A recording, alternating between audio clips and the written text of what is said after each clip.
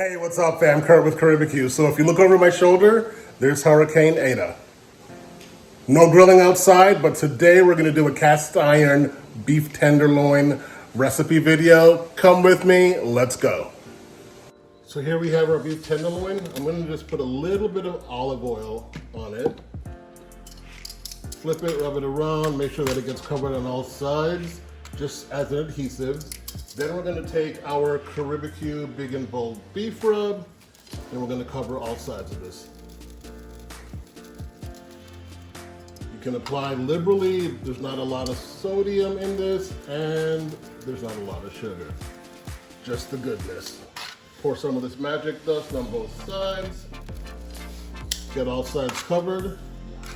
We're gonna let this rest and get to room temperature while I turn my cast iron skillet on to a medium low. So we have our cast iron on medium low. If you go too high, you're gonna set off the smoke alarms. I'm adding some olive oil and I'm adding a pat of butter. This will help the olive oil not turn brown. Olive oil has a much higher smoking point. Let's get that melted and we'll add the steak next. So our cast iron's nice and heated up. Let's go ahead and get this tenderloin in there.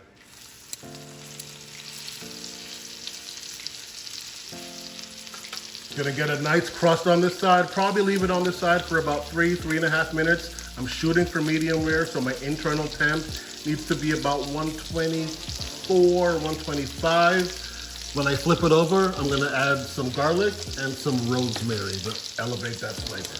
Stay tuned. It's been about 3 minutes. Let's go ahead and flip this over. Should have a nice crust. There we go. Beautiful crust on that steak. Let's go ahead and add our garlic and rosemary.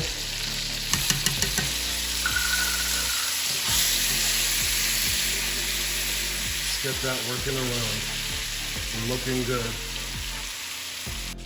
Alrighty, so this is about done and it's temped out at 126. So we're gonna be a little bit above medium rare. Let's see. Take it out. Gonna go ahead and tent this, put a little bit of butter on top, and we'll come back with the final slicing. And there you have it. Perfect medium rare beef tenderloin. Like or comment below, let us know what you think. Kurt with Caribeque, out.